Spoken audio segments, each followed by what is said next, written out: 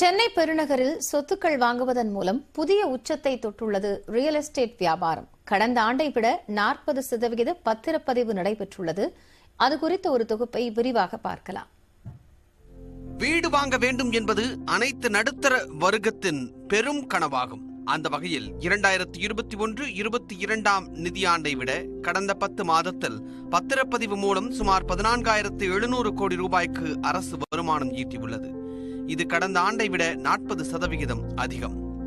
2021-22 நிதியாண்டில் பத்திரப்பதிவு எண்ணிக்கை சுமார் 25 லட்சமாக இருந்த நிலையில் கடந்த 10 மாதத்தில் 30 லட்சம் பத்திரப்பதிவுகள் தமிழ்நாடு முழுவதும் நடைபெற்றுள்ளன. குறிப்பாக பெருநகர சென்னை மாநகராட்சிக்கு உட்பட்ட பகுதிகளிலும் சென்னைக்கு அருகே உள்ள புறநகர் பகுதிகளிலும் அதிக அளவில் நிலங்கள், அடுக்குமாடி குடியிருப்புகள் விற்பனையாகி உள்ளன. பெருநகர சென்னை மாநகராட்சியின் விரிவாக்கம் மற்றும் வளர்ச்சி, உலக முதலீடுகள் சென்னையை நோக்கி வருவதும் இதற்கு மிக முக்கிய காரணமாக கூறப்படுகிறது.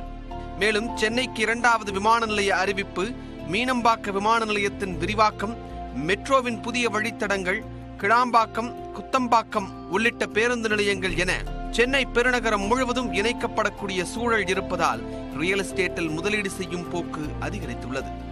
வரும் நிதியாண்டில் இந்த எண்ணிக்கை இரட்டிப்பாகும் என்பது ரியல் எஸ்டேட் வல்லுநர்களின் கணிப்பாக உள்ளது.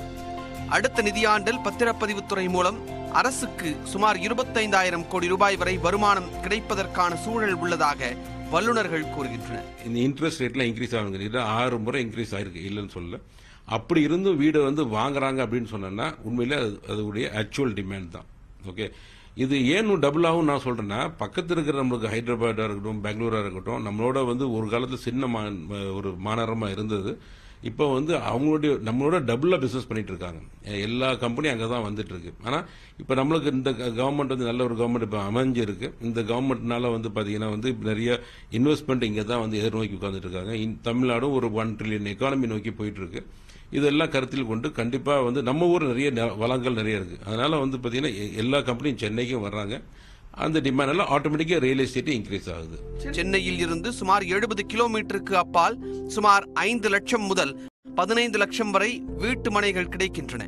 அதேபோல சென்னைக்கு அருகில் உள்ள புறநகர் பகுதிகளில் 15 லட்சம் முதல் 1.5 கோடி ரூபாய் வரை வீட்டு மனைகள் விற்பனையாகி வருகின்றன. அதேபோல் அடுக்குமாடி குடியிருப்புகள் 45 லட்சம் முதல் 1 கோடி ரூபாய் வரை சென்னைக்கு அருகே உள்ள புறநகர் பகுதிகளில் விற்பனையாகின்றன.